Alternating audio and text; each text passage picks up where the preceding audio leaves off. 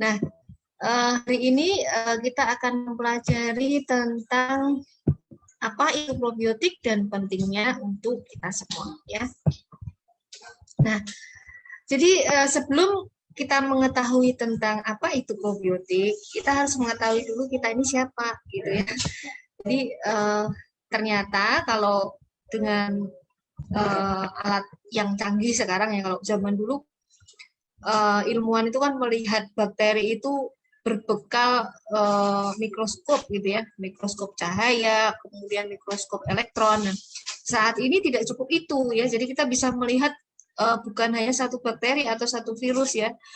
Kalau dahulu kita ingin melihat bakteri atau virus, kita harus mengisolasinya, kemudian mengkulturnya dan melihatnya di bawah mikroskop gitu.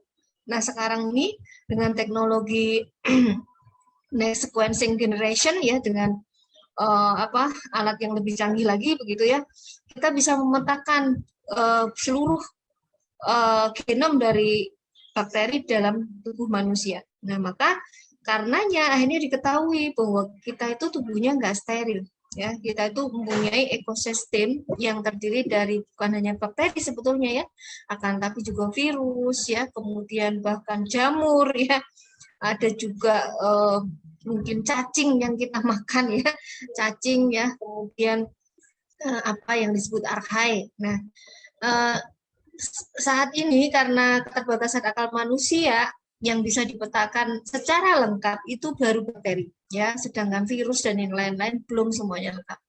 Nah, kalau kita petakan ya, tubuh kita itu baik dari lubang-lubang yang berhubungan dengan udara gitu ya, dari mulut kita, usus ya, kemudian di kelamin ya, misalnya ada vagina ya, bahkan kulit kita semuanya ya, itu mengandung ekosistem bakteri. Di sini baru ada adzan ya, kita dengarkan sebentar dulu. Ya, nggak apa-apa dok. Jadi cuman tadi intro aja. Jadi saya udah ganti pakai HP. Saya udah keluar rumah. Jadi harusnya bagus karena saya juga udah nggak harus share video kan. Nanti kan dokter yang bisa bantu untuk ini. Oke teman-teman. Jadi ini Dokter Susi akan bawain tentang probiotik dan pentingnya untuk Anda semua. Apa aja sih pentingnya? Nah, ini kita lagi dengerin. Lanjut dengerin Dokter Susi. Silakan dok, lanjut. Ya. Di sini agak mendung juga nih, jadi nanti kalau misalnya agak terputus-putus, mohon dimaklumi ya. Iya, dok. Jadi kita lanjutkan. Jadi kita itu dipengaruhi oleh makanan kita, ya kan? Kemudian oleh lingkungan kita, ya.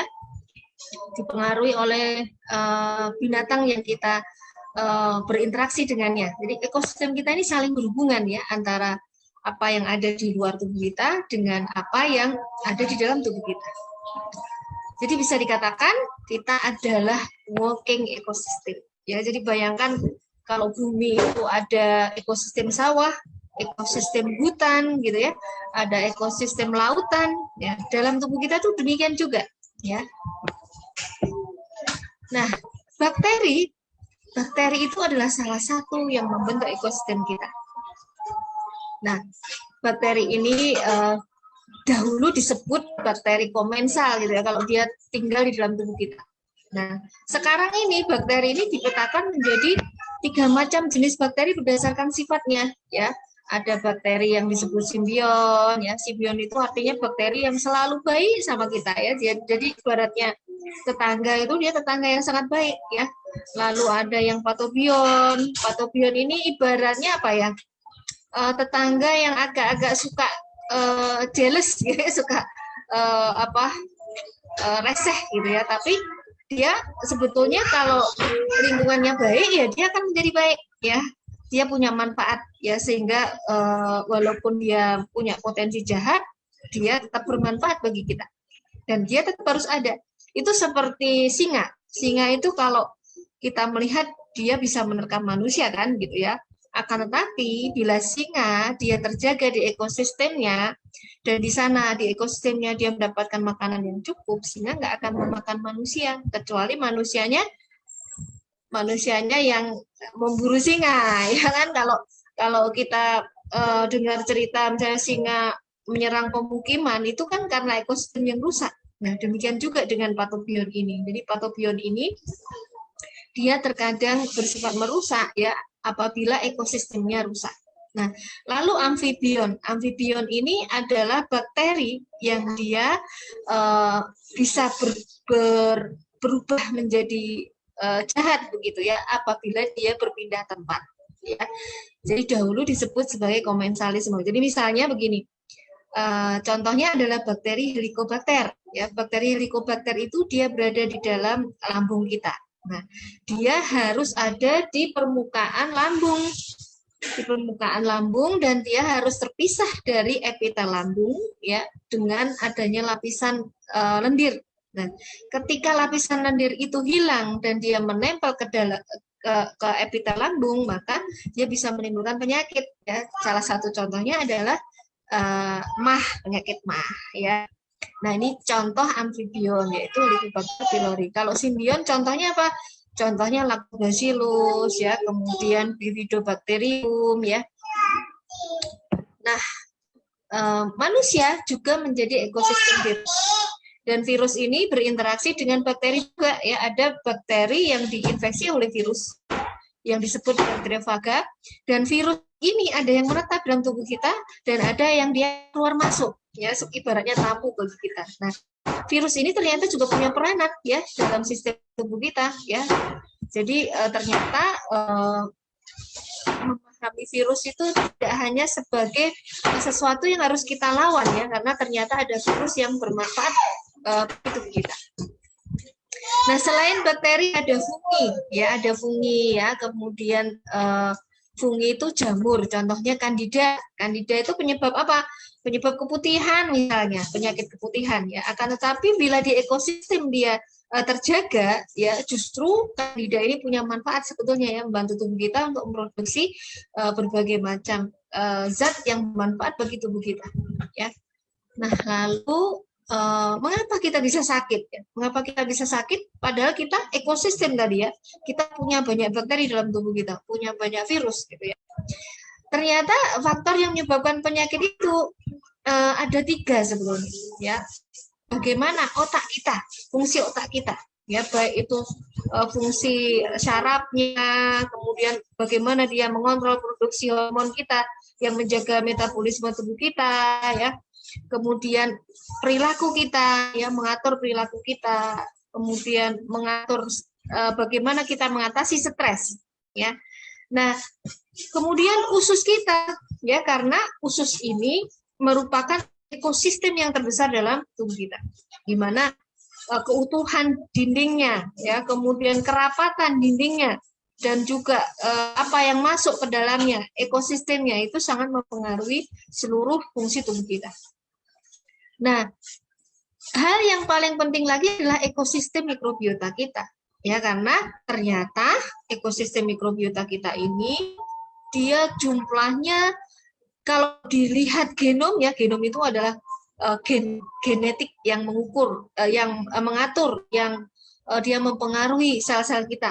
Nah, itu justru lebih banyak dari gen kita sendiri, bayangkan ya. Jadi kita itu sebenarnya kalau dibilang bila kita dihitung berdasarkan genom kita ini lebih bakteri daripada manusia. Ya, jadi kita ini bakteri ya, bukan manusia genom kita itu ya. Nah, bagaimana komposisinya, proporsinya, tadi keseimbangan dari ekosistem mikrobiota dalam tubuh itu akan mempengaruhi kesehatan dan status hidup kita. Ya, jadi sehat tidaknya kita. Ya, termasuk tadi bagaimana otak ya dan juga usus kita. Bahkan betapa pentingnya usus ya. Makanya kenapa kita harus menjaga makanan kita. Itu usus itu dikatakan sebagai the second genome dan the second brain. Ya. Jadi kita makan itu seharusnya harus sangat-sangat menjaga. Ya, makan itu harus dengan otak. Artinya apa? Makan itu harus dipikir banget ya. Ini makanannya baik apa tidak, ya dia akan merusak ekosistem kita tidak sih gitu ya. Demikian juga menjaga ekosistem di lingkungan kita ya. Kalau kita habis makan buang sampah harus kita jaga supaya ekosistem kita menjadi baik, ya, ekosistem bumi kita menjadi baik, karena sekarang masalah ekosistem ini adalah masalah yang sangat-sangat besar di dunia ini yang mengancam manusia, ya, karena pemanasan global, ya, kemudian pencemaran lingkungan itu tentunya akan meningkatkan risiko untuk terjadinya pandemi, kemudian juga risiko untuk terjadinya bencana alam bahkan, ya. Nah, jadi faktor yang mempengaruhi kita rentan mengalami penyakit itu yang utama adalah sebetulnya homeostasis atau keseimbangan dari bakteri pada usus kita. Di mana kalau itu seimbang, maka akan sehatlah kita. Kalau tidak seimbang, maka akan terjadi yang namanya dysbiosis yang akhirnya menyebabkan kita terkena penyakit. Nah, yang menyebabkan kita seimbang atau mengalami dysbiosis itu pertama adalah faktor-faktor dalam tubuh kita sendiri dan juga faktor-faktor dari luar. Misalnya apa? Umur, ya. Semakin kita tua, bakteri itu akan menurun. Demikian juga pada masa awal kehidupan kita, ya, bakteri dalam masa awal kehidupan 2 tahun pertama kehidupan kita itu sangat-sangat penting, ya, karena pada saat itu adalah titik yang terpenting dalam pembentukan ekosistem kita. Makanya 2 tahun pertama itu kita harus sangat menjaga, ya, kalau seorang bayi ya dia harus disusui oleh ibunya, begitu, ya, harus mendapatkan makanan yang sesuai sehingga ekosistemnya tumbuh dengan baik. Lalu faktor genetik, ada orang yang lebih rentan untuk mengalami penyakit karena memang dia sudah diberikan, ya, polimorfisme namanya, variasi genetik, ya, dalam di tingkat gen, ya, yang menyebabkan dia lebih rentan atau lebih kebal terhadap penyakit, ya. Jadi ada orang yang diciptakan dia tuh nggak bisa membuat antibodi, demikian juga diciptakan dia nggak bisa membuat misalnya antimikroba alami dalam tubuhnya. Ya, padahal orang normal itu harusnya dia bisa memproduksi antibodi, dia harus bisa memproduksi antimikroba alami dalam tubuh kita, gitu, ya. Nah, lalu juga stres tadi, makanya nggak boleh stres. Kita kalau stres itu yang namanya sel-sel imun juga akan turun, ya, sel-sel imun yang harusnya dia berumur panjang, dia akan cepat mati, ya, terutama yang namanya natural killer, dia akan cepat mati kalau kita stres, ya. Kemudian dia juga akan mempengaruhi diversitas dari ekosistem kita. Nah, lalu susunan keutuhan dari struktur saluran cerna kita. Ya, lambung misalnya, lambung kalau orang tertentu tuh ada yang dia menderita penyakit lambung, akhirnya lambungnya ada yang dipotong misalnya. Nah, itu juga akan menimbulkan masalah, ya. Demikian juga usus, ya. Ada orang yang harus diangkat usus buntunya atau diambil ususnya karena mungkin ada tumornya, itu juga akan mempengaruhi. Jadi keutuhan anatomi itu akan mempengaruhi fungsi dari organ-organ kita. Nah, lalu faktor eksternal yang sangat penting apa? Di sini adalah makanan, ya, kemudian terutama asupan prebiotik, ya, lalu probiotik. Nah, probiotik ada istilah baru di sini. Apa itu tujuannya? Ya, prebiotik itu adalah serat pangan yang dibutuhkan oleh bakteri baik yang disebut probiotik. Jadi probiotik itu bakteri baik, gitu, ya. Nah, bakteri baik itu butuh makanan, namanya prebiotik. Nah, contohnya apa prebiotik ini? Contohnya adalah serat pangan dari sayur, buah yang kita makan, umbi-umbian, ya. Contohnya ubi ungu, ada kalau orang desa itu ada gebili, ya, singkong, ya. Jadi terkadang kita butuh serat pangan yang seperti itu, ya. Sumber karbohidrat yang berserat tinggi itu baik, ya. Jadi nasi itu sebetulnya kalau dia nasi putih itu kurang baik, ya, karena nasi putih sudah kehilangan serat yang banyak, ya. Maka kalau makan lebih baik menggunakan nasi yang masih mengandung serat, ya, misalnya nasi yang coklat, ya, atau nasi yang merah, nasi hitam, ya, atau dicampur bisa, ya. Jadi campuran antara nasi putih, beras merah, beras hitam, atau mungkin beras coklat, ya. Nah, lalu bagaimana sih pentingnya usus ini. Jadi saking pentingnya usus ini, maka yang namanya Bapak kedokteran modern itu sampai-sampai mengatakan bahwa semua penyakit itu asalnya adalah dari usus, ya. All disease itu start in the gut, ya, karena ekosistem yang terbesar itu adalah pada usus kita. Jadi, usus kita ini mengandung banyak sekali bakteri. Kalau di kilo gitu ya, ada sekitar 2 kilogram sampai ya 1 sampai 2 kilogram, ya. Nah, ini jadi usus kita itu mengandung 1 sampai 2 kilogram dan 2000 spesies, dan masing-masing orang itu bisa berbeda-beda, ya.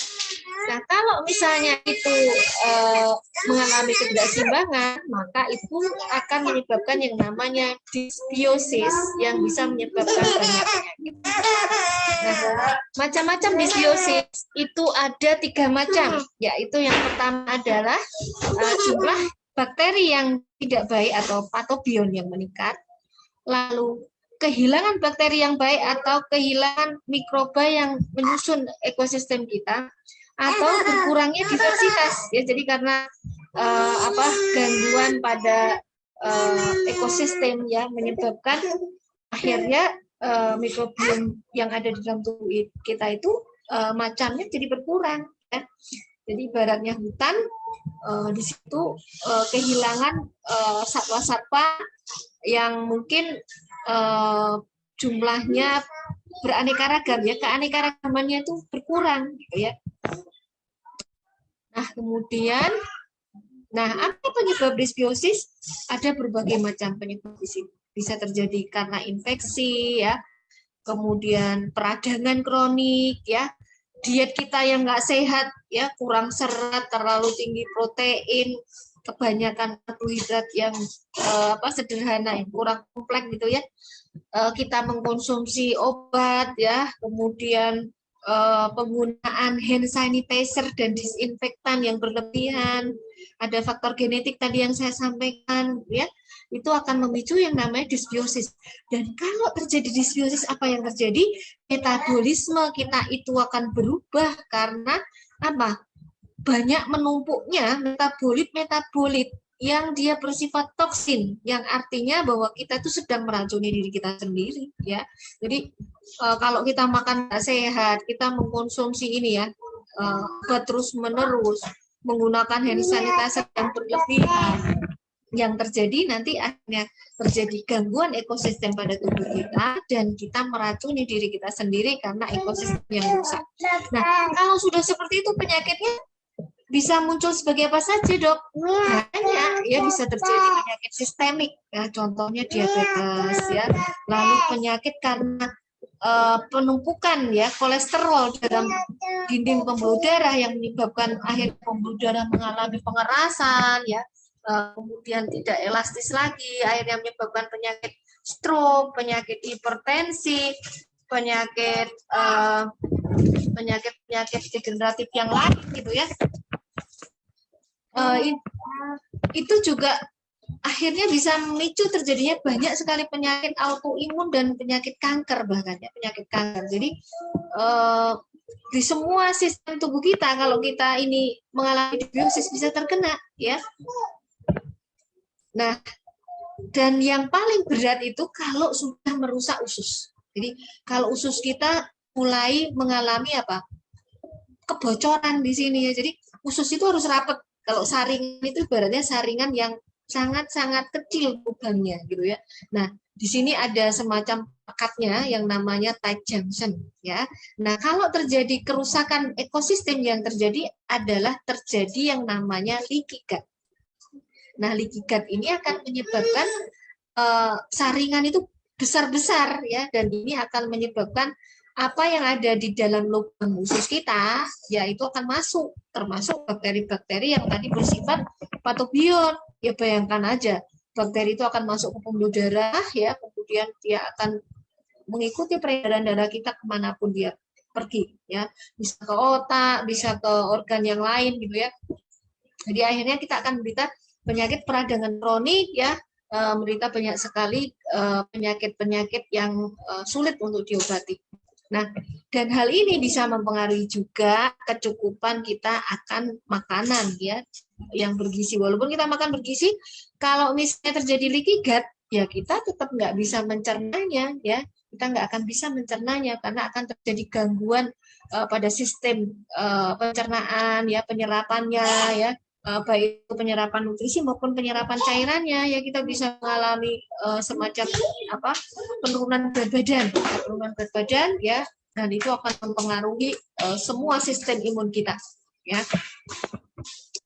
Nah, lalu gejala disbiosis itu apa, Dok? Sebenarnya cara mudahnya adalah dari bau yang keluar dari tubuh kita ya, bau keringat kita, bau mulut kita, bau BAB kita, ya bau ketut ya. Jadi yang sederhana-sederhana itu bisa mencerminkan, oh ternyata kayaknya aku ekosistemnya rusak ya. Gitu ya. Jadi yang lainnya adalah dari misalnya kita sering sakit perut, kita sering sembelit ya, lalu mungkin diare ya, kesulitan BAB gitu ya, lalu kesulitan BAK, buang air kecil ya, gatal pada vagina, perut sering kembung, sakit dada, ruam-ruam, rasanya gampang lelah, kesulitan berpikir dan konsentrasi, itu juga tanda-tanda dari biosis ya. Bahkan gelisah, depresi, gangguan seksual ya. Ada orang yang punya gangguan seksual yang menyimpang, itu sebetulnya juga kalau diteliti sebetulnya masalahnya pada ekosistemnya ya. Nah, maka dari sini ya kita harus mengetahui ya bagaimana pentingnya ya bakteri ini kita jaga ya. Nah, ini contoh bagaimana mekanisme makanan yang tidak sehat ya, itu bisa menyebabkan kita keracunan ya. Kita meracuni diri kita sendiri. Kelihatannya enak nih makan gitu ya. Wah, makan burger, makan makanan yang terlalu banyak zat pengawet dan lain-lain, sosis gitu ya. Kemudian makan daging, terus kelihatannya kan enak ya. Wah, tiap hari kita makan enak nih. Sebetulnya itu adalah meracuni diri kita sendiri, karena makanan yang tidak sehat itu di dalam usus dia akan meningkatkan yang namanya TMAO ya, di mana TMAO ini dia akan menyebabkan aterosklerosis ya, penyakit jantung, penyakit pembekuan darah ya. Jadi ada gumpalan-gumpalan darah di pembuluh darah kita sehingga kita bisa terserang stroke, bisa terserang penyakit gagal ginjal, penyakit jantung, jadi kena serangan jantung mendadak begitu ya. Jadi ini sangat berbahaya. Nah, lalu juga dengan paru-paru ya, hati-hati ya. Jadi sekarang ini kan COVID ini termasuk sebetulnya masalah utamanya adalah pada usus ya, pada usus, di mana pada orang-orang yang menderita COVID itu ya karena paparan antibiotik misalnya ya, atau antivirus yang tidak tepat, kemudian pola makan yang tidak tepat gitu ya, itu bisa menyebabkan gangguan pada ekosistem pada usus yang akan mempengaruhi kerja sistem imun di dalam paru-paru kita ya, dalam paru-paru kita. Jadi paru-paru itu akan mengalami seperti hipersensitivitas, jadi dia lebih sensitif terhadap serangan virus ya, jadi dia lebih mudah untuk mengalami peradangan yang hebat, yang sulit untuk dihentikan ya, karena harusnya yang namanya virus itu kan bisa kita lawan ya, tapi karena adanya disbiosis maka tubuh itu kesulitan melawan virus dan bahkan terlalu sensitif dan terlalu berlebihan dalam mengatasi serangan virus itu, sehingga yang terjadi adalah sistem imun kita sendiri justru merusak dari paru-paru kita. Nah, hal ini sebetulnya kalau ditelusuri asalnya justru dari ususnya. Nah, maka ya beberapa ilmuwan itu menyarankan dalam masa pandemi itu kita harus banyak mengkonsumsi probiotik ya. Jadi probiotik ini akan membantu kita untuk melawan infeksi pada saluran napas ya. Termasuk di sini contohnya adalah infeksi bakteri pneumococcus ya. Nah, ini yang terjadi pada pada orang yang kena COVID nih ya. Jadi bagaimana sebetulnya kerusakan pada paru-paru para penderita COVID yang terlihat seperti ini ya, terjadi konsolidasi atau paru-paru jadi fibrosis, jadi mengalami gambaran putih semua ya, kemudian dia tidak bisa mengembang dengan baik gitu ya.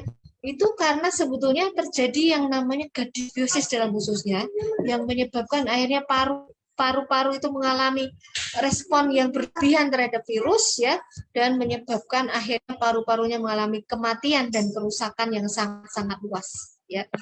Jadi awalnya justru di sini ya, maka itulah mengapa di beberapa negara ilmuwan itu membuat suplemen-suplemen probiotik untuk melawan COVID ya.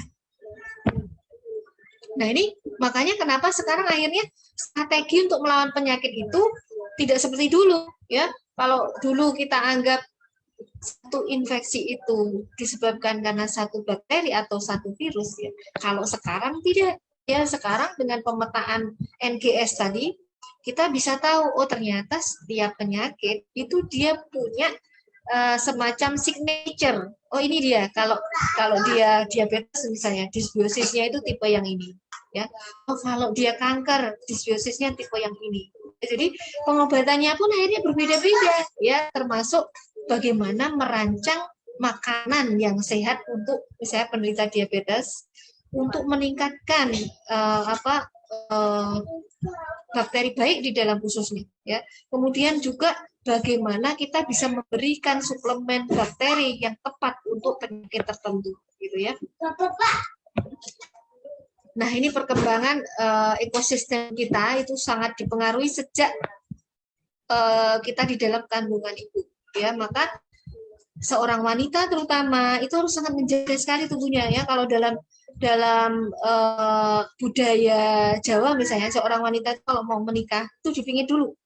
Dipingit ini artinya itu dijaga tubuhnya sebetulnya ya, dijaga tubuhnya agar jangan sampai dia mempunyai sistem yang tidak baik, karena dia nanti kalau hamil ya itu akan mempengaruhi anaknya ya. Maka kalau dalam tradisi Jawa itu apa, wanita yang dipingit itu diapain?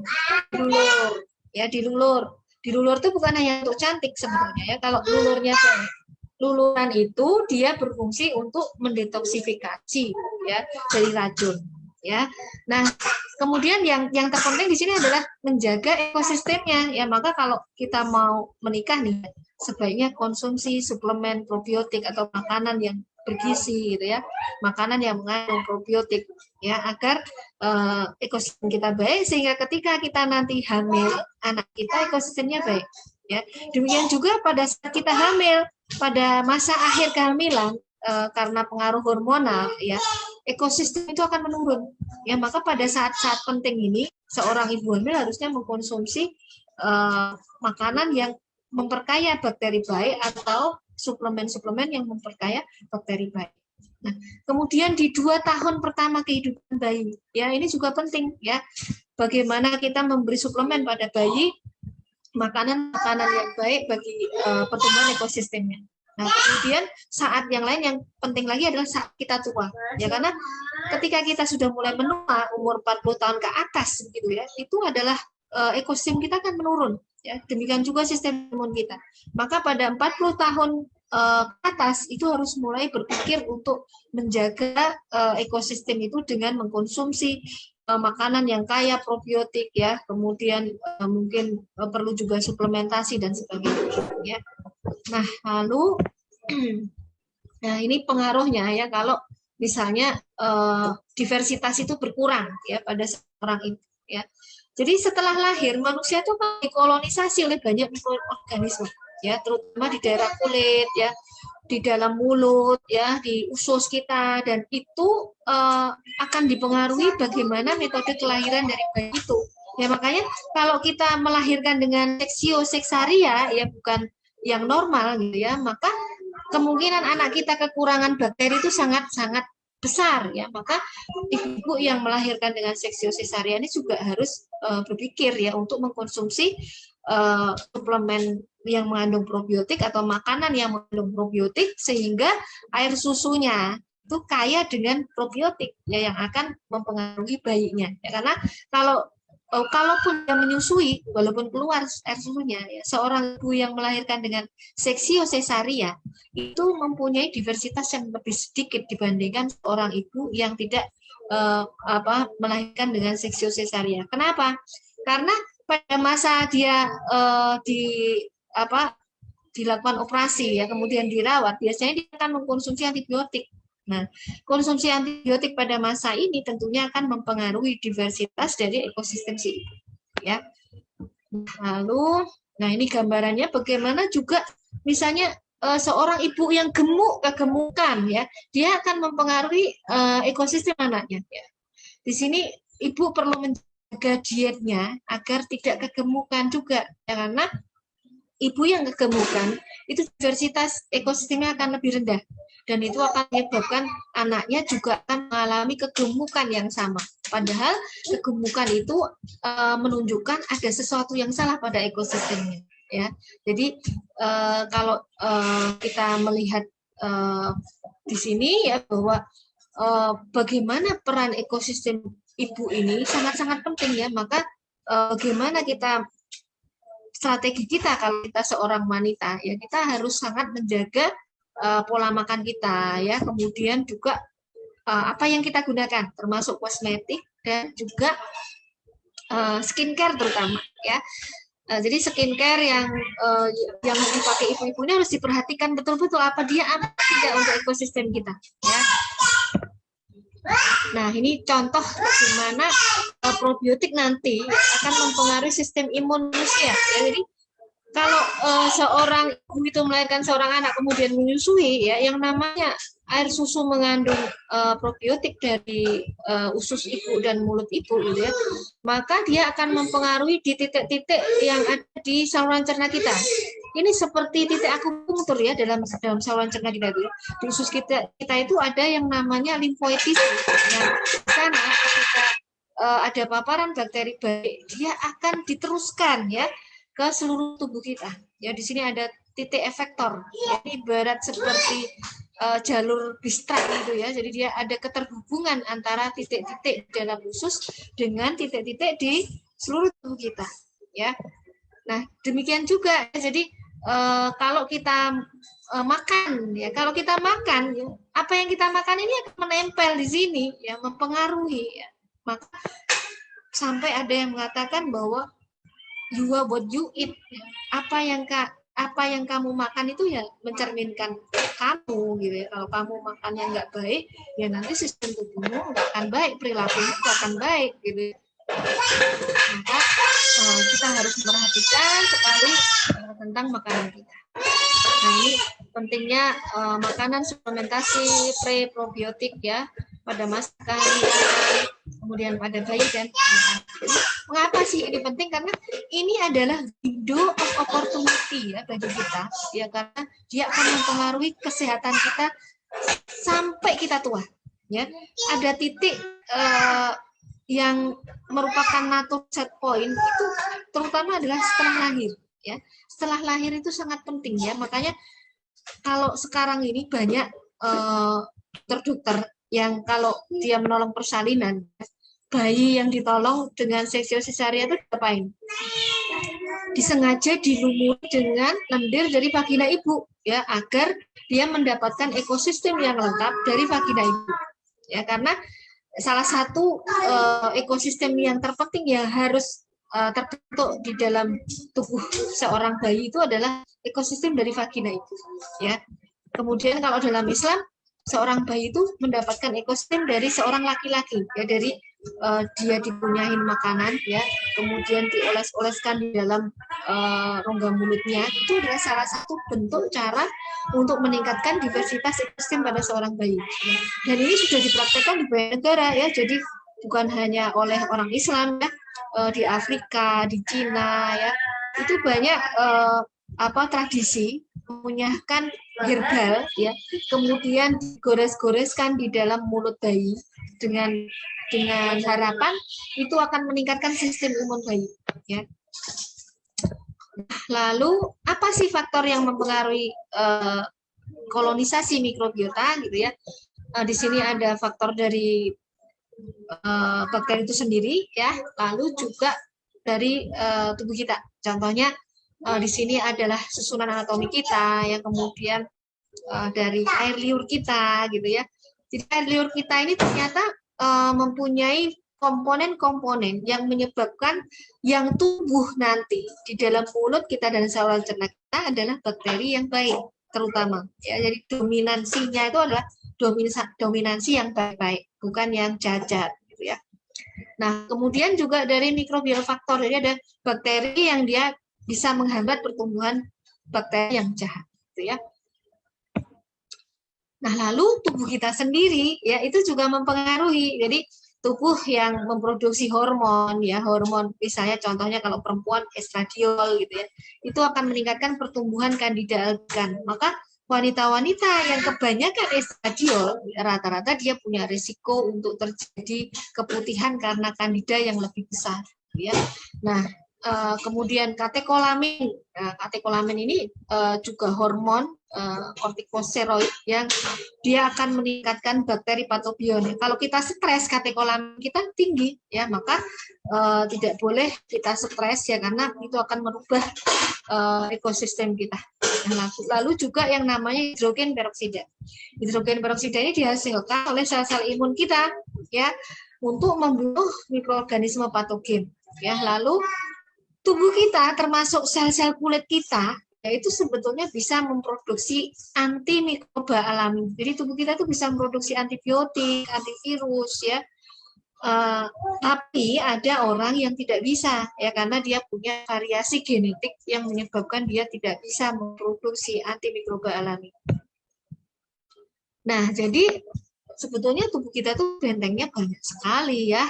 Kita nggak akan mudah terkena infeksi apabila ekosistem kita utuh, yang pertama. Ya, yang kedua, bila kita punya benteng kimiawi yang baik, di mana di situ ada enzim lisosom, ada peptida antimikroba, yang namanya defensin, katalisidin, histidin. Histidin itu salah satu antivirus, ya, yang dia mampu menghambat pertumbuhan virus HIV, ya. Defensin, katalisidin itu salah satu antimikroba yang mampu menghambat TBC, ya, bayangkan, ya. Maka sebetulnya kalau diteliti orang yang sakit TBC itu kemungkinan dia nggak bisa produksi defensin atau katalisidin, ya. Nah, lalu barrier fisik kita meliputi lapisan epitel kulit, mukosa, ya. Lalu baru sistem imun, ya. Kalau kita kadang taunya ya benteng kita itu ya sel-sel imun kita aja, gitu ya, ternyata tidak, ya. Jadi kita mempunyai 4 benteng, ya, 4 benteng. Jadi di situ bukan hanya sel-sel imun, akan tetapi juga mikroba tadi, ya, mikroba yang terutama didominasi oleh mikroba yang baik. Ya, ya. Terus, nah, lalu fungsi bakteri, ya. Jadi bakteri itu diciptakan ada dalam tubuh manusia karena dia punya fungsi, ya. Contohnya dia memproduksi yang namanya asil hemoserin lakton, ya. Ini Pseudomonas itu dianggap patogen. Ternyata dia berfungsi juga memproduksi sesuatu yang bermanfaat bagi manusia. Tidak ada yang sia-sia dalam tubuh kita itu, ya. Jadi bakteri yang jahat pun itu punya fungsi, gitu ya, nggak cuma bakteri yang baik. Nah, terus ada yang namanya muropeptida, di mana dia menghambat kandida, ya. Artinya kalau kita membunuh Streptococcus pneumonia yang memproduksi muropeptida, nanti akan terjadi apa? Kandidanya dia akan lebihan, gitu ya. Jadi di sini tetap kita lihat bahwa ternyata di dalam tubuh itu ada keseimbangan, ya, antara patobion pun, ya, dengan simbion itu dia saling berinteraksi, dan mereka yang patobion pun juga dibutuhkan oleh tubuh kita. Jadi di sini ini kan contoh-contoh organisme yang dia bisa menimbulkan penyakit nih, ya. Tapi ternyata dia membantu kita dengan memproduksi kandungan zat-zat yang ternyata bermanfaat untuk kita, ya. Jadi manfaatnya ini, ya, Nah, contohnya di sini Porphyromonas gingivalis. Porphyromonas gingivalis ini dia kan bisa menyebabkan karies kalau kita kelebihan Porphyromonas gingivalis. Ternyata Porphyromonas gingivalis dia memproduksi yang namanya IEDAP dan juga neuroaktif butirat yang dia ternyata dia berperan dalam berhentinya siklus sel fibroblast misalnya. Ya, jadi dia bisa mempengaruhi sel fibroblast ya. Walaupun kalau dia kebanyakan dia bisa menyebabkan reaktivasi dari HIV1 ya. Nah, lalu bakteri yang baik contohnya di sini Lactobacillus. Lactobacillus itu dia bersifat antiinflamasi ya, karena dia mempengaruhi melalui produksinya yaitu hidrogen peroksida dan juga kandungan neuroaktif ya. Nah, lalu yang namanya antibodi tadi ya, kalau kita bicara antibodi itu macam-macam ya. Antibodi yang paling penting dalam melawan virus ya, melawan bakteri itu terutama adalah yang di permukaan ini. Karena sebelum virus dan bakteri tadi melekat ya, kalau antibodi ini baik ya, sekretory imunoglobulin A namanya ya, maka dia akan dikeluarkan oleh tubuh kita. Dia akan meliputi bakteri dan virus yang jahat tadi sehingga tubuh kita mampu mengeluarkannya. Ya, namanya sekretory imunoglobulin. Ya, sedangkan imunoglobulin yang lain, ya contohnya imunoglobulin G, imunoglobulin A, itu dia di dalam sini. Ya, jadi sebelum sel tubuh kita diinfeksi, ya sebetulnya kalau barier kita baik, kemudian produksi imunoglobulin A kita baik, bakteri virus itu nggak akan pernah bisa menyentuh sel kita, ya. Bakteri itu akan keluar, ya, melalui ketika kita bersin, ketika kita mengeluarkan lendir pilek kita, ketika kita membatukkan, ya, lendir di dalam saluran napas kita, ya. Jadi mikroba ini penting sekali dibutuhkan untuk membantu produksi antibodi, ya. Nah, lalu di sini juga contohnya di usus ya. Ternyata ya ada penelitian yang membuktikan bahwa bakteri baik itu bisa menyebabkan virus itu nggak bisa masuk ke dalam sel kita. Ya, jadi dia memblok ya reseptor dari virus ya.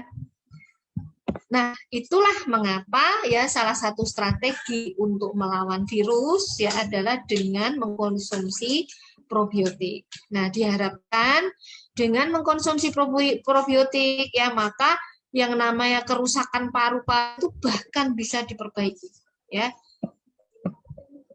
Nah, lalu yang menarik lagi, probiotik itu juga digunakan untuk vaksin ya. Beberapa negara saat ini juga sudah membuat vaksin dari probiotik.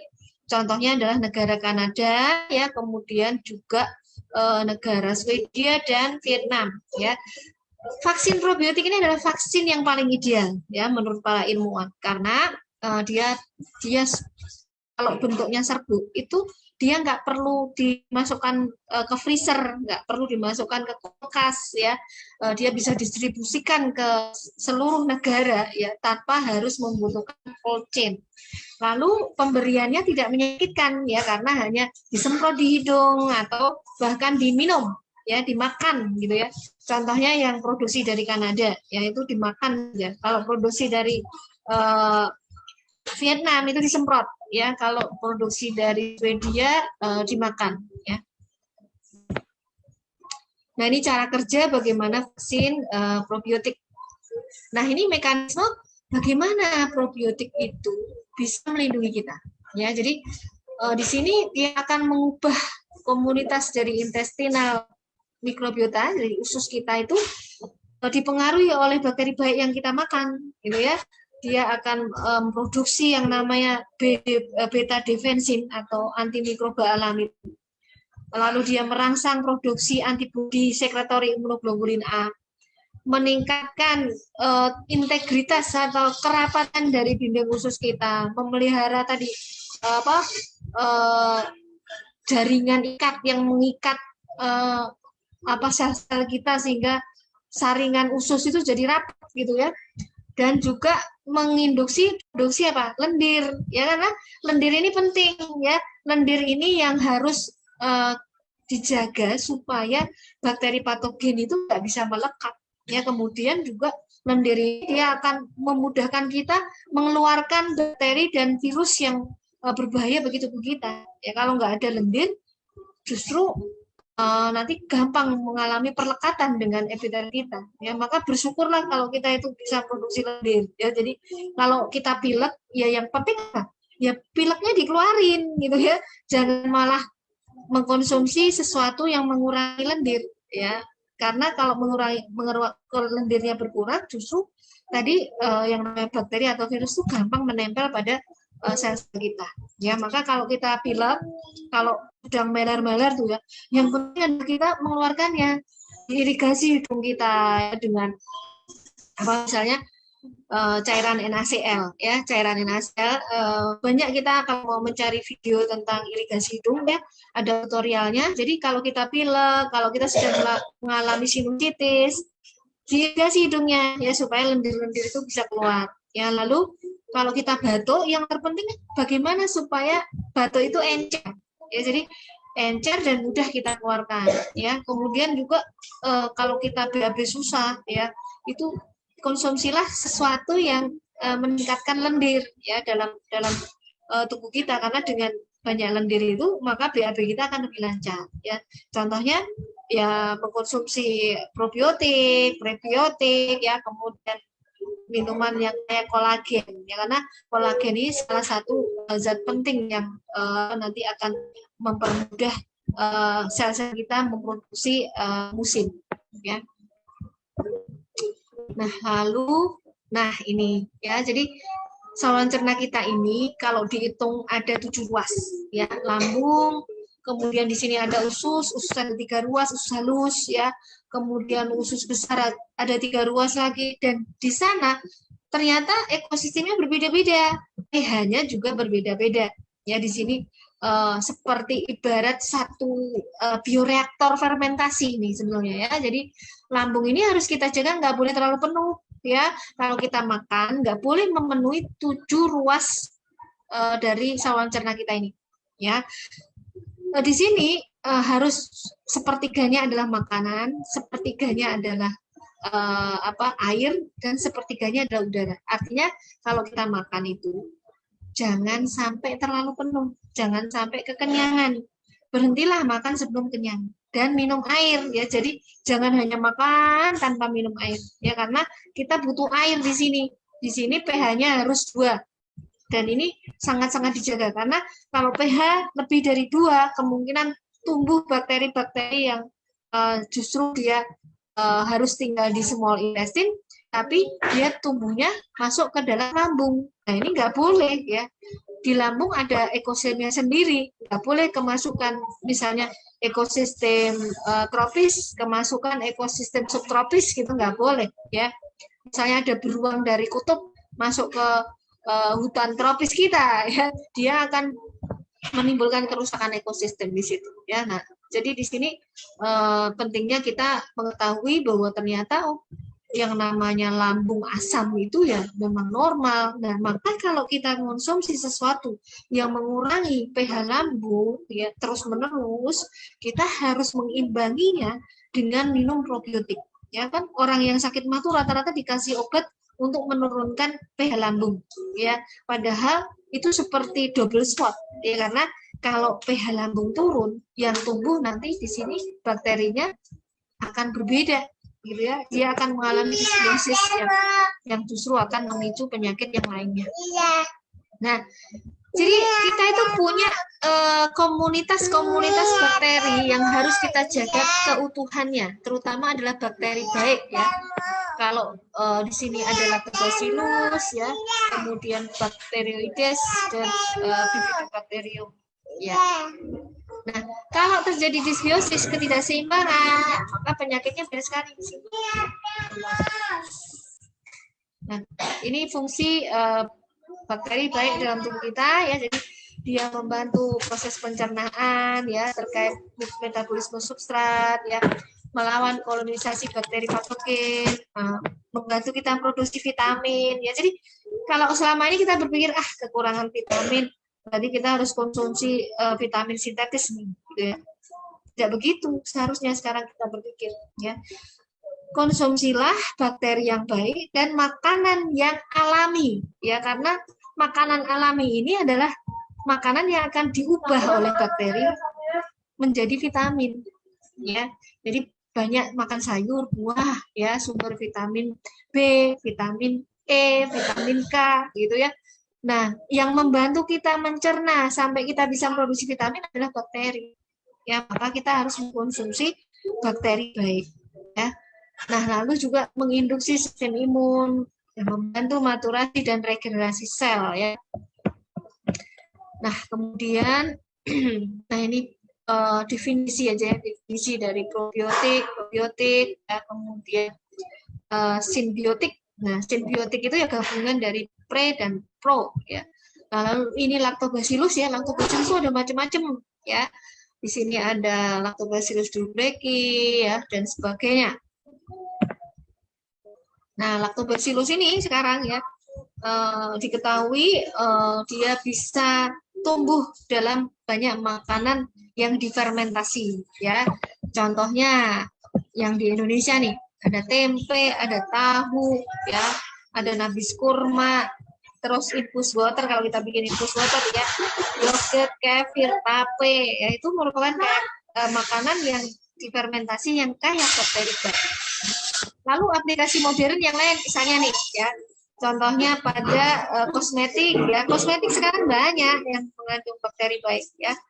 Lalu sabun, ya, kemudian bumbu dapur, mie, ya, bakso, minyak goreng, herbal, vaksin tadi, ya, pupuk untuk peternakan misalnya juga selain pupuk, ya, makanan, ya, makanan untuk misalnya untuk ternak ayam gitu, ya, itu peletnya itu dikasih, konsentratnya itu dikasih probiotik. Ya, lalu hand sanitizer. Jadi kalau beli hand sanitizer, lihat nih, ini dia mengandung bakteri baik atau enggak, gitu ya. Atau dia ramah enggak terhadap bakteri baik, ya. Pengharum ruangan, ya. Lalu disinfektan, ya. Nah, kemudian, nah, kalau misalnya kita kena infeksi nih yang menyebabkan flu-like syndrome, biasanya gejalanya batuk, pilek, gitu ya. Nah, probiotik yang bagaimana yang harus kita konsumsi? Yaitu probiotik yang mengandung lactobacillus terutama, ya, karena probiotik yang mengandung lactobacillus dan yang lainnya, misalnya kombinasi yang paling sering digunakan adalah bifidobacterium, ya. Dia akan meningkatkan jumlah sel imun tubuh kita, terutama yang disebut natural killer, ya. Flu-like syndrome rata-rata penyebabnya adalah virus, ya. Nah, virus ini di dalam tubuh kita yang melawan adalah natural killer dan yang namanya sel T, ya. Maka kalau kita sedang flu, konsumsilah makanan yang meningkatkan bakteri baik, terutama lactobacillus, ya, dan juga bifidobacterium, ya. Nah, pada saat ini kita butuh mereka. Kenapa? Karena dia akan meningkatkan antibodi tadi, ya, memproduksi antimikroba alami, memblok reseptor virus, ya, mempengaruhi lingkungan, bahkan dia bisa mengubah sifat, ya, dari bakteri yang jahat, dia berubah sifat menjadi bakteri yang baik, ya. Ibaratnya premannya tobat jadi orang soleh, gitu ya, karena adanya bakteri yang baik, ya. Jadi keuntungan dari mengkonsumsi lactobacillus ini adalah kita bisa mengubah bakteri jahat menjadi bakteri baik. Nah, lalu ini bagaimana proteksi dari kolonisasi bakteri yang baik, ya, di dalam melawan bakteri yang jahat. Jadi dia berkompetisi dalam pengikatan reseptor, ya, lalu kompetisi makanan, ya, menghambat produk metabolik dan racun, menghambat melalui produksi bakteriosin atau antimikroba, ya. Nah, lalu tadi dia membantu produksi antibodi. Nah, kita kalau konsumsi suplemen yang berprobiotik tetap harus makan sehat. Ya, ini yang menjelaskan kenapa sih dok, saya minum probiotik udah lama, tapi kok kayaknya nggak ada perubahan. Nah, coba cek ya makannya itu gimana, ya pola hidupnya bagaimana, penggunaan misalnya antiseptik, sabun itu juga perlu dicek ya karena terkadang itu yang mempengaruhi. Ya, jadi kita butuh makanan yang sehat. Walaupun kita mau mengkonsumsi bakteri sehari misalnya berapa juta dosis gitu ya, tetap nggak akan berguna kalau makanan kita tidak sehat ya. Lalu diet yang kaya vitamin A itu juga penting. Jadi kalau diet kita nggak sehat, kurang vitamin A gitu ya, nanti akan menyebabkan bakteri nggak bisa ngapa-ngapain gitu ya, bakteri nggak bisa membantu kita produksi untuk antibodi. Ya. Nah lalu vitamin D juga penting ya karena vitamin D ini salah satu faktor yang menentukan ya kemampuan kita meregenerasi sel dan juga memproduksi antibakteri. Ya maka ibarat tumbuhan ya, tumbuhan itu butuh sinar matahari. Nah manusia itu juga butuh sinar matahari ya. Kalau kita kekurangan sinar matahari, provitamin D dari makanan kita nggak bisa diubah menjadi vitamin D yang aktif. Ya maka kalau musim hujan, kalau pas ada sinar matahari harus banyak berjemur. Atau kalau nggak ada sinar matahari, konsumsilah vitamin D yang dia nggak perlu diaktifkan oleh sinar matahari. Contohnya apa? Contohnya adalah minyak ikan, ya minyak hati ikan kod, ya kemudian kurma itu juga merupakan beberapa contoh makanan yang mengandung vitamin D yang tidak membutuhkan sinar matahari untuk pengaktifannya. Nah, lalu polifenol dalam makanan itu juga penting ya. Maka makan itu dengan otak, perhatikan, oh makanan saya ini sehat nggak ya? Polifenol ini banyak pada buah-buahan, misalnya kiwi, anggur, ya nanas, gitu ya. Kemudian misalnya sayur-sayuran gitu ya. Nah ini contoh makanan-makanan yang dia digunakan diet-diet khusus untuk penyakit tertentu ya tadi ya. Nah ini bagaimana mekanisme polifenol itu mengaruhi sel imun kita. Nah ini bagaimana pengaruh diet yang kaya serat itu membantu melawan virus influenza. Nah, kalau kita lihat di sini, orang yang makanannya kurang serat, diversitas ekosistemnya menjadi rendah. Berbeda dengan orang yang makannya baik, kayak serat. Ya, dia akan meningkatkan bakteri yang baik, sehingga sistem imun di paru-paru menjadi kuat. Ya. Perhatikan makanan yang tidak sehat ya, terutama yang mengandung pestisida, pengawet ya. Kemudian kalau ternak juga perhatikan apakah ayam yang kita konsumsi itu ya beri pakan yang baik ya. Kemudian apakah dia dikasih antibiotik atau tidak ya. Jadi kita harus mencari peternakan yang benar-benar mengelola peternakannya dengan sistem yang alami ya. Lalu sumber air ya. Sumber air yang paling baik tentunya adalah yang belum diolah dengan klorin dan sebagainya ya. Jadi kalau kita punya sumber air dari air pegunungan itu lebih baik ya daripada air yang dari PAM misalnya. Lalu kalau pengolahan makanan juga penting ya. Pengolahan makanan, bagaimana cara memasak yang baik ya supaya pestisida itu hilang, kemudian penambahan bahan-bahan makanan yang lain saya bumbunya gitu ya, jangan mengandung banyak MSG ya, kemudian pengawet gitu ya, pewarna, kemasannya itu juga penting, kemasan itu juga penting ya. Jadi styrofoam misalnya, kemudian plastik ya, plastik yang tidak sehat misalnya dia mengandung bisphenol itu juga akan mempengaruhi kesehatan kita ya. Nah ini bahaya makanan yang tidak sehat ya. Nah bagaimana kita tahu kita sehat ya? Ini contohnya di sini adalah dengan mengetahui tanda-tanda spesifik ya, di sini buang air besarnya terutama ya. Kemudian Kalau pemeriksaan labnya tentunya ada ya, tapi tidak semua lab melayani ya. Jadi di sini yang paling mudah adalah dari melihat keasaman pH urin kita ya. Kemudian dengan pemeriksaan feses, pemeriksaan napas, atau yang paling invasif di sini adalah pengambilan jaringan biopsi ya. Nah, yang paling mudah sebetulnya ya kita kalau BAB lihat ya BAB kita itu seperti apa ya. Nah, ini cara melihat BAB kita ya. Kemudian ini contoh penelitian-penelitian yang sudah dilakukan tentang pentingnya memperhatikan kesehatan khusus ya bakterinya. Kemudian obat-obatan alami yang bisa kita gunakan ya. Nah, lalu probiotik untuk COVID. Nah, lalu probiotik Bifidobacterium terutama ya kalau untuk COVID ya. Jadi untuk COVID ini yang dikembangkan oleh para ilmuwan adalah contohnya di sini adalah Bifidobacterium, karena orang-orang yang meninggal di Wuhan itu ketika diotopsi kemudian diambil fesesnya ketahuan bahwa mereka itu kekurangan bakteri. Contohnya di sini adalah Bifidobacterium ya. Makanya mengapa ilmuwan akhirnya membuat terapi untuk COVID itu salah satunya dari probiotik yang mengandung Bifidobacterium. Nah, probiotik yang terkandung di dalam produk AFC, contohnya di sini usukusi, itu mengandung Bifidobacterium longum dan juga laktik asid bakteria yang beberapa di antaranya adalah lactobacillus ya.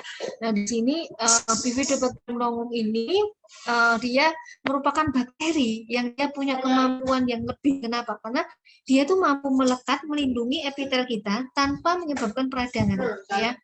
Kemudian juga lactobacillus ya. Jadi lactobacillus ini sudah saya sebutkan fungsinya untuk apa ya. Dan itu masih dipadu dengan kandungan zat aktif dari polifenol yang ada di dalam makanan yang ekstrak-ekstrak yang ada di dalamnya ya. Contohnya di sini dari takara kombu ya, ganggang ya, ganggang yang ada di perairan yang terjaga ekosistemnya gitu ya, yang dia mengandung yang namanya fukoiden. Nah, fukoiden ini sangat penting dalam fukosilasi namanya. Fukosilasi itu semacam satu mekanisme yang melapisi sel-sel kita dan juga bakteri-bakteri ya dengan yang namanya fukosilosa yang dia akan menyebabkan membantu kita memproduksi antibiotik ya, kemudian membantu kita melindungi kita dari serangan virus dan lain-lain ya. Kemudian di sini ada ekstrak dari nanas ya, kemudian ada ekstrak dari anggur ya, resveratrol. Resveratrol itu polifenol dari anggur ya. Lalu ada ekstrak dari biji kiwi ya, dan juga ada kolagen, ada biskolagen ya. Dia berfungsi untuk merapatkan usus kita tadi ya. Kemudian ada enzim yang terpenting di sini yang diproduksi oleh mitokondria kita ya. Jadi banyak orang yang sakit itu ternyata kalau ditelusuri salah satunya adalah karena disfungsi pada mitokondria. Nah, mitokondria ini padahal adalah satu organel sel yang penting dalam mekanisme pertahanan antioksidan dalam tubuh, dan juga dia punya sifat sebagai memproduksi energi dalam tubuh kita. Jadi bayangkan kalau misalnya mitokondria kita rusak, ya dia akan menyebabkan tubuh kita tuh nggak punya energi, nggak bisa memproduksi sistem pertahanan terhadap radikal bebas. Akibatnya bisa banyak penyakit, bisa penyakit infeksi, penyakit kanker dan sebagainya. Ya. Nah, lalu ini contoh bagaimana ya yang namanya ekstrak dari nanas itu ya, dia bisa menyebabkan virus itu tidak bisa masuk ke ke dalam sel-sel kita ya. Jadi dia memblok reseptor dari virus ya. Reseptor virus ini ada S2 dan TMPRSS2 ya. Mana di sini ekstrak dari nanas itu mengandung yang namanya bromelain. Ya, dia akan memblok reseptor sehingga yang nama virus tidak bisa masuk, dan kalaupun dia masuk, dia nggak bisa menyebabkan peradangan karena dia bersifat anti radang. Ya, dia akan menghambat peradangan, menghambat pembekuan darah ya, karena pada COVID itu yang paling bahaya adalah pembekuan darah ya, menghambat terjadinya badai sitokin ya namanya yang menyebabkan peradangan yang sangat berat dan menimbulkan kerusakan paru, badai sitokin ya. Dan kalau diotopsi banyak bekuan darah, timbul darah, trombosis ya. Nah, ini bisa dicegah dengan adanya bromelain itu. Lalu kiwisit itu dia bersifat antioksidan dan anti radang ya, anti radang. Kemudian dia juga meningkatkan integritas dari usus ya. Nah, lalu resveratrol dia bersifat antivirus dan antioksidan, dan dia juga di sini telah diteliti secara in vitro ya pada sel ya, di mana dia ternyata bisa menghambat replikasi dari virus.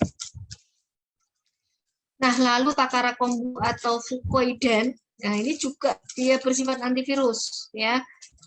Kemudian, nah ini bagaimana mekanisme fucoidan dia menghambat virus ya. Jadi dia menghambat virus itu masuk ke dalam sel kita ya, dan menghambat terjadinya replikasi dari virus. Sedangkan jadi dia mempunyai kemampuan menghambat perkembangan dari virus ya. Nah, ini contoh yang lainnya misalnya bawang putih ya, jahe. Jadi kalau masak perbanyak bawang putih, jahe ya, kalau perlu konsumsi fermentasi bawang hitam ya. Lalu minyak kayu putih ya. Kemudian di sini ada apa lagi nih? Nah, banyak sekali di sini ya. Lalu pada subarasi ini juga kita bisa melihat di sini ya, ada yang namanya fruit flow ya, kemudian yogurt.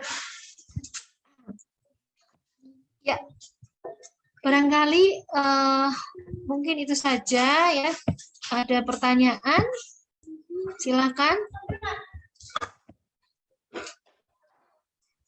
Oke, kita sudah sampai di pertanyaannya. Oke, mungkin ada yang mau tanya, teman-teman?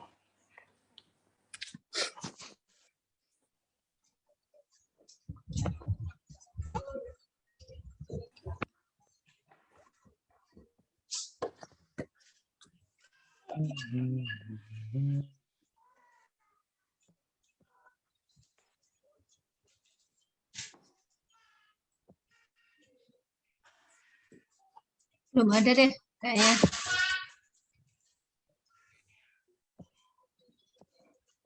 Yakin nih teman-teman gak mau tanya. Oh, ini ada nih. Kegemukan karena gen nih. Ada kegemukan karena gen ya. Ya. Yes. Kegemukan ya itu memang sebetulnya faktor gen ini ada peranannya ya. Akan tetapi yang bisa kita lakukan ya adalah dengan mengubah ekosistem tadi. Ya. Sebenarnya gen kita itu dipengaruhi oleh gen bakteri. Ya, maka kalau kita ingin merubah gen kita, sebetulnya sekarang ini yang paling mudah adalah dengan bakteri. Ya, cuma memang ya bakteri yang tepat ini yang harus kita ketahui. Ya, dan juga tentunya diet. Ya, jadi jangan berharap dengan hanya bakteri terus kita pengen kurus. Ya. Diet kita juga harus diatur. Yang terpenting adalah kita makan itu sesuai jam lapar kita. Ya, makanlah ketika lapar, berhentilah sebelum kenyang. Nah, seperti yang saya sampaikan tadi, ya. Jadi ada saat kita lapar, itu dipengaruhi oleh pengeluaran hormon sebetulnya. Namanya hormon leptin. Nah, hormon leptin itu secara normal dikeluarkan pada jam tertentu. Misalnya nih, pagi jam 6 sampai jam 8. Ya, lalu siang jam 12 sampai jam 1 siang. Lalu malam jam 17 sore sampai jam 19. Nah, jangan makan di luar itu, gitu ya. Jadi makannya kalau malam jangan kemalaman. Rata-rata orang kegemukan terutama perutnya buncit. Itu salah satunya adalah karena suka makan malam. Ya apalagi kalau dia kerjanya sampai malam, ya sampai malam nanti makan paling yang ada apa kalau malam nasi goreng, nasi padang, ya. Jadi nggak sehat kan, ya maka yang utama kalau kita kegemukan. Gen itu sulit diubah ya. Yang bisa diubah apa? Yang diubah ya makanan kita, gitu ya. Makanan kita, pola makan kita, ya. Sama pola tidur. Nggak boleh tidur begadang, ya. Di jam 9 malam harus sudah tidur. Lalu yang lain pertanyaan yang lain tadi ada apa ya? Autoimun ya. Yes, autoimun Graves, Dok. Autoimun Graves itu autoimun yang menyerang tiroid ya. Jadi kan tadi salah satu yang saya sampaikan ya, autoimun itu salah satunya karena leaky gut, karena disbiosis pada usus. Ya maka atasi dengan mengatasi leaky gut, maka insya Allah yang namanya Graves disease itu bisa kita atasi ya. Yang di sini yang kita ketahui untuk mengatasi leaky gut selain probiotik tadi kita bisa mengkombinasikan dengan ekstrak kan. Ekstrak tadi ada ekstrak kiwi, ada ekstrak anggur, ada ekstrak nanas ya, kemudian kolagen. Nah, jadi konsumsilah superfood yang mengandung itu semua gitu ya. Yang paling enak yang sudah dalam bentuk ekstrak aktif yang langsung bisa kita serap dengan baik ya. Kalau enggak ya harus rutin kita bikin sendiri misalnya gitu ya, bisa sebetulnya ya kita bikin sendiri ya, tapi dalam kondisi kita sudah mengalami penyakit yang berat, maka sebaiknya kita mencari superfood yang mengandung itu semua ya. Lalu gangguan hidung sering tersumbat ya. Nah, tadi saya sampaikan tentang irigasi hidung. Ya, irigasi hidung dengan NaCl fisiologis itu akan membantu ya. Jadi kalau orang punya problema hidung sering tersumbat, sinusitis ya, itu bisa, dan juga konsumsi probiotik tadi ya. Kemudian apa lagi nih? Kerja probiotik dalam menyembuhkan autoimun ya, tadi sudah saya sampaikan ya. Jadi dia akan mengatasi peradangannya ya, dia akan merapatkan dinding usus ya, karena autoimun itu kaitannya dengan leaky gut tadi ya. Untuk virus HIV bisa, insya Allah bisa ya, karena dia punya kemampuan membantu tubuh kita meningkatkan natural killer ya, kemudian sel-sel yang lain juga pastilah, nggak cuma natural killer ya. Kemudian juga dia punya kemampuan antivirus ya. Kemudian apalagi nih? Habis operasi usus ya. Habis operasi usus itu kan biasanya ada masa di mana dia dipuasakan dulu ya. Nah, kalau seperti sudan suga itu kan dia bentuknya ekstrak aktif ya. Tidak masalah ya, jadi malah justru membantu kita ya. Jadi yang penting adalah kita memberikannya ya melalui misalnya dengan cara di bawah lidah misalnya ya. Nah, lalu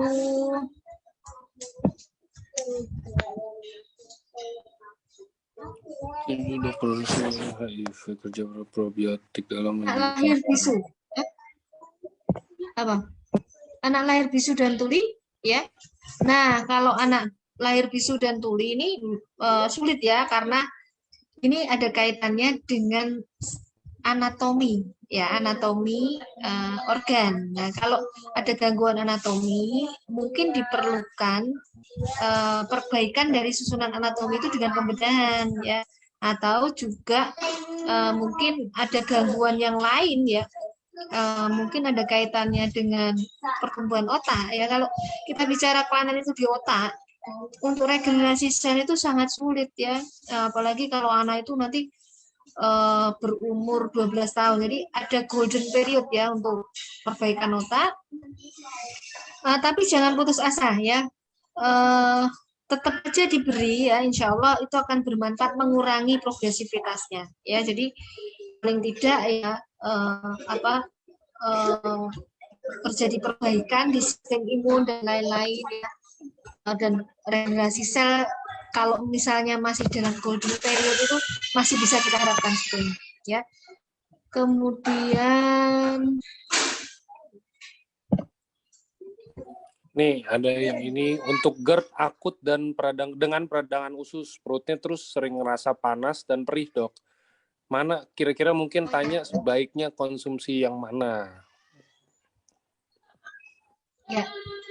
Jadi untuk GERD atau peradangan usus itu biasanya masalahnya sebetulnya dari beberapa kasus itu adalah karena pertumbuhan yang mungkin berlebihan dari bakteri-bakteri di usus halus ya. Nah, yang pertama diperhatikan adalah dietnya, ya dietnya. Jadi kalau orang yang punya GERD ini, ya, dia nggak boleh mengkonsumsi banyak makanan, terutama yang menghasilkan gas, ya. Misalnya apa? Sawi, ya, lalu kol, kemudian kacang-kacangan yang menimbulkan gas. Contohnya apa? Jagung, biji jagung, gitu ya. Kacang-kacangan lah, kebanyakan kacang-kacangan. Jadi kurangi itu ya, lalu konsumsi sebaiknya konsumsi suba dulu ya, suba dulu. Perhatikan dulu reaksinya, kalau perlu gunakan metode skip ya. Misalnya coba 1 hari minum ini, rasanya gimana? Kalau tidak ada masalah besok minum lagi. Tapi kalau ada masalah kembung, bersihkan dulu ya.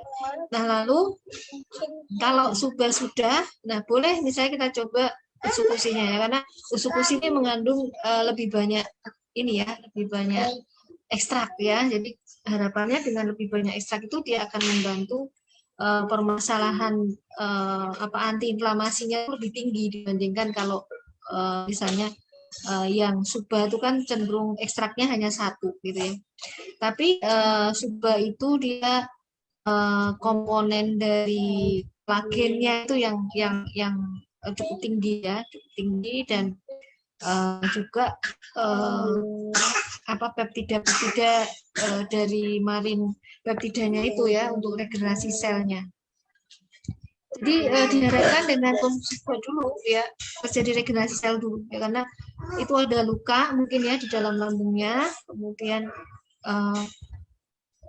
bakteri yang tumbuh itu juga harus diatasi ya. Jadi yang terpenting di sini adalah meregenerasi selnya dulu ya.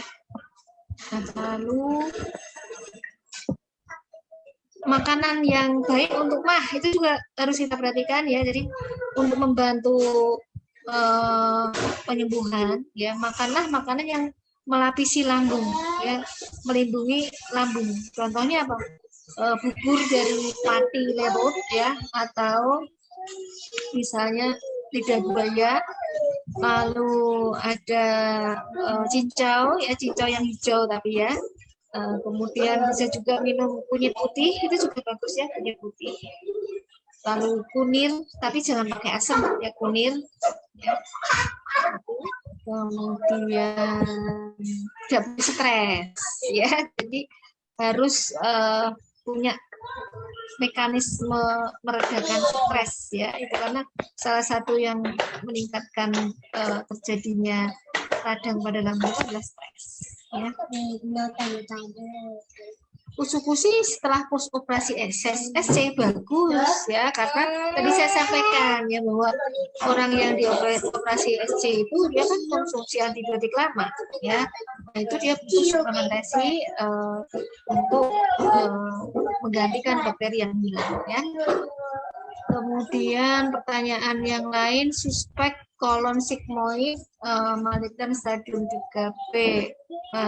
Kalau untuk CA yang terbagus tentunya usukusi ya. Usukusi itu dia kandungan ekstrak yang bersifat anti cancer, anti inflamasi itu banyak ya. Di situ contohnya adalah biji kiwi tadi ya, ekstrak biji kiwi, lalu ekstrak dari anggur ya.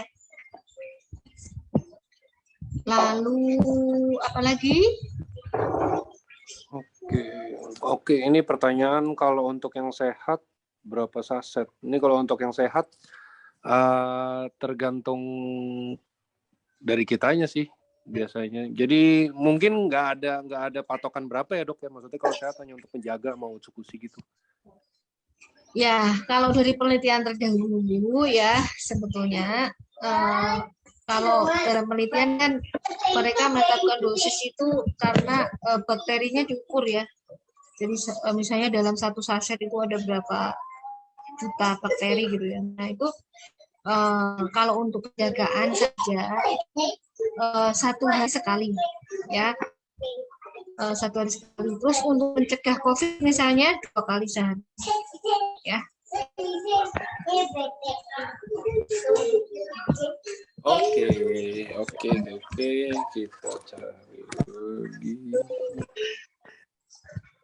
Ya udah habis, sudah selesai pertanyaannya, udah nggak ada yang tanya lagi nih teman-teman. Ya. Tip. Oke. Mohon maaf ya kalau ramai sekali backgroundnya karena anak saya itu 11 ya. Anak saya itu 11. Itu cowoknya ada 5, ceweknya ada 6. Yang cowok ini masih kecil-kecil, jadi bayangkan ya. Nggak Cowoknya apa-apa, ada namanya 5. Maksudnya kita juga paham. Soalnya kan lagi libur ya, lagi libur tahun baru juga. Lagi liburan. Semuanya lagi pada di rumah juga. Ya udahlah, itu di rumah saya juga rame. Ya. Oke, kalau gitu. Thank you Dokter Susi buat waktunya hari ini. Thank you teman-teman yang udah menghadiri acara ini. Selamat tahun baru dok. Saya tadi belum bilang. Ini saya mewakili semua manajemen juga mengucapkan tahun baru sekali lagi buat dokter dan buat semua teman-teman yang hadir dan seluruh member-member yang nggak hadir pun yang di seluruh Indonesia. Happy New Year semuanya. Semoga di 2022 ini semuanya lebih bagus, semuanya lebih baik. Yang tadinya belum sukses mungkin bisa jadi sukses di tahun ini. Belum nyentuh Toreda bisa nyentuh Toreda di tahun ini, atau bahkan mau Bushido cuma mimpi doang tapi tahun ini mimpi jadi kenyataan. Dan yang tadinya mungkin sakit atau ada gangguan apa, semuanya disehatin, diberkatin semuanya di tahun baru ini. Oke. Thank you dok kalau gitu. Selamat sore ya, dok. Amin ya. Ya, selamat sore semua. Selamat sore semuanya.